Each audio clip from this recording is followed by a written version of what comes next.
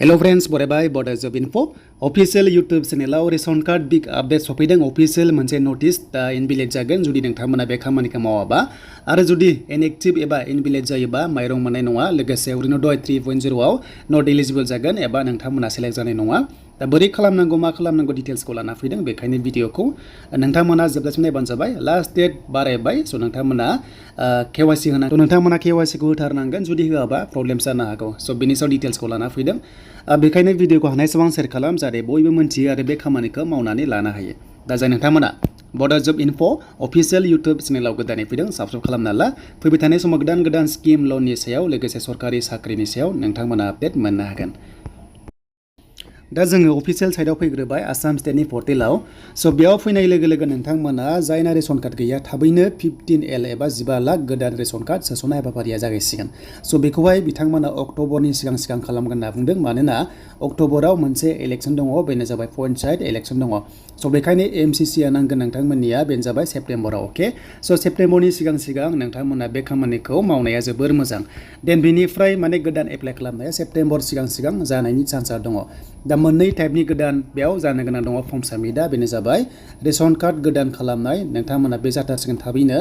बिनिफ्राय अरुणोदय 3.0 आव नोंथांमोना स्किमाव एप्लाइ खालामनाय जुदि नैबे रेशन कार्ड दंबानो नोंथांमोना नैबे अरुणोदय 3.0 आव इलिजिबल जाखायो रावबो दाननो हाया स बेखायनो मेन बाथ्राया फार्स्टआव गिबियाव नोंथांमोननि खामानि मावनांगौआ जिखुनु जाया रेशन कार्ड मोनथारनांगोन रेशन कार्ड सफैबा नोंथांमोना एप्लाइ खालामथार जायनि नखरा 4 लाखनि गाहायाव खामायो एबा बिसिम खामायो साख्रि गैया स बिथांमोना बेयाव इलिजिबल जायो अरुणोदय आरो लोगोसे नोंथांमोननि बेनो जाबाय नोंथांमोननि हमना ला रेशन कार्डआव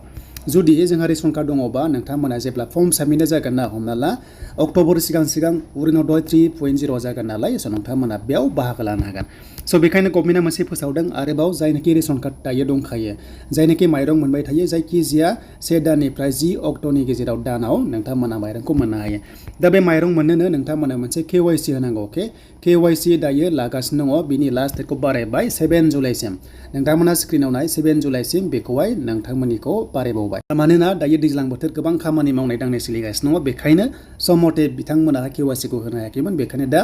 एजेन्टआव थांनानै डिलाराव थांनानै KYC खौ होदो बेनि लास्ट डेटआ 7 जुलाइसिम खालामना होबावबाय जाहाथे नोंथांमोना खालामो दा ओरैबायदि हमना ला गांसे रेशन कार्डआवहाय 3, 4, 5 थानो हागौ अके बेबायदि थानो हागौ दा गासैबो गांफा नोंथांमोना आधार कार्ड जेरेक्स खालामना होबानो जाबाय अके बेनिफ्राय नोंथांमोना फिंगारप्रिन्ट होनांगोन एबा नोंथांमोना बाय'मेट्रिक्स खालामनांगोन अब्लानो नोंथांमोना KYC आ दान जागोन माने KYC जागोन आरो स सासेयाव मोनसे होथारनांगोन नोंथांमोना बेनिफ्राय होमबासो जागोन नङाबा जानाय नङा थ बेखायनो जेरावनोखि नोंथांमोना गैया माने बेखौ होना लाथार मानोना बेखौ होबासो नोंथांमोना माइरंखौ मोनगोन नङाबा मोननाय नङा दा हमना ला जोङो सासे मोनो माइरंआव 5 केजि मोनो जुदि साबा दङबा नोंथांमोना 5 हमना ला 25 केजि नोंथांमोना माइरंखौ मोननाय जायो दा बे जाबाय नोंथांमोननि स बेखायनो थाबैनो खालामना लादो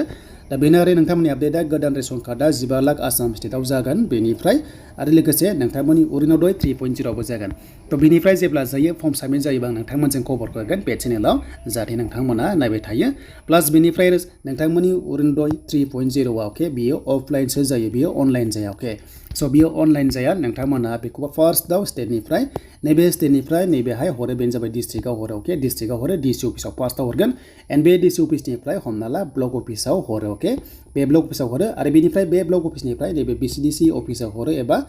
पन्चायत अफिसाव हरनाय जायो होमबासो बेयाव गामि थांनानै जाय मोनथावआ बेखौ सार्भे खालामनानै आरो जुदि सार्भेयाव गासैबो जुदि अके जाबायबा नोंथांमोनखौ भेरिफाइड खालामनानै नोंथांमोनखौ एप्रुभ खालामगोन आरो जायखिजाया दाननि